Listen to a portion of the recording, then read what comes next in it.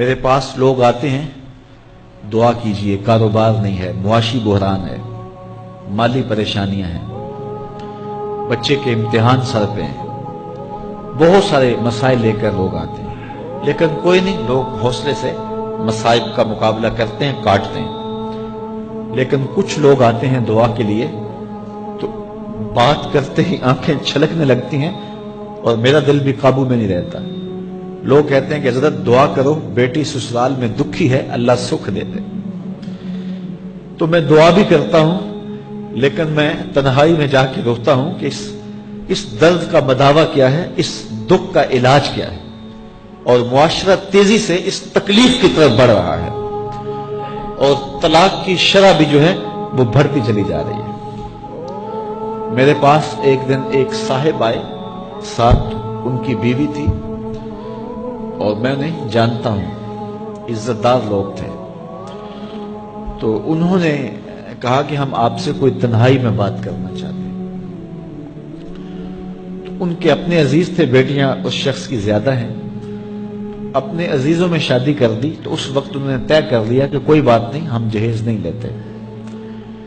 لیکن وہ باپ بلک بلک کے مجھے کہہ رہا تھا کہ کتنے دنوں سے میری بیٹی گھر آ کے بیٹھی ہوئی ہے، اور وہ کہتے ہیں کہ اتنی دیر واپس نہ آنا جب تک تیرا جہیز پورا نہیں ہو جائے گا۔ میں کہتا ہوں کتنا صفاق معاشرہ ہو گیا ہے اور کتنے کٹھن حالات ہو گئے ہیں۔ تو جب معاشرہ اس کیفیت میں چلے جائے تو پھر انارکی پھیلتی ہے اور معاشرے پھر قائم نہیں رہتے۔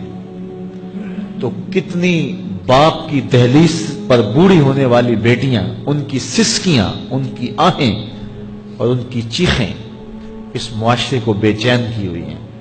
تو امیر لوگوں کی ذمہ داری ہے کہ وہ غریبوں کے دکھ بانٹ لیں۔ اللہ تعالیٰ ارشاد فرماتا ہے کہ فَكُّ رَقَبَةٍ او اطعام فی یوم ذی مسغبہ، کسی پھنسے ہوئے کی گردن چھڑانا یہ بڑی نیکی ہے۔ تو اس وقت غریب کی بیٹیوں کا رشتہ کوئی قبول نہیں کرتا۔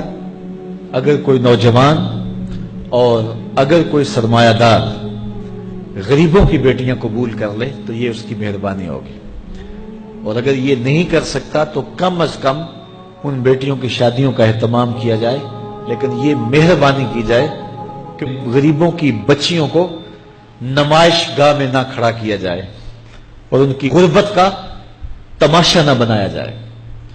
رات کی تنہائی میں ان کے ماں باپ کی خدمت کی جائے تاکہ وہ اپنی بیٹیوں کو عزت سے اٹھا سکیں۔ میرے حضور نے ارشاد فرمایا وَرَجُلٌ تَصَدَّقَ بِصَدَقَةٍ فَأَخْفَاهَا حَتَّى لَا تَعْلَمَ شِمَالُهُ مَا تُنْفِقُ يَمِينُهُ، جس شخص نے تنہائی میں خیرات کی کہ دائیں ہاتھ نے جو خرچ کیا بائیں کو پتہ بھی نہ چلا، قیامت کے دن جب کوئی سایہ نہیں ہوگا اللہ اس شخص کو اپنے عرش کا ٹھنڈا سایہ عطا فرمائے۔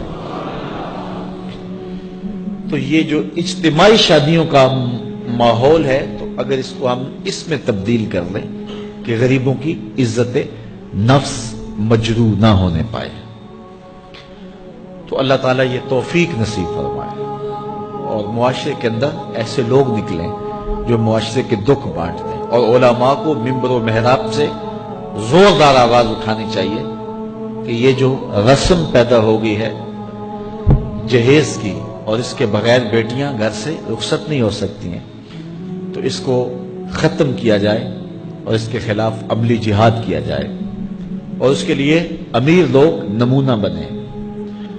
غریب لوگ تو نمونہ بن نہیں سکتے، مشکل ہے ان کے لیے، لیکن امیر لوگ اگر نمونہ بنے تو وہ بن سکتے ہیں اور معاشرے کے اس ناسور کو ختم کیا جا سکتا ہے، اور غریبوں کی بیٹیاں عزت سے اپنے پیا گھر سدھار سکتی ہیں اور ان کو جو ہے ان کے ماں باپ کو تسکین کی اور چین کی نیند آ سکتی ہے۔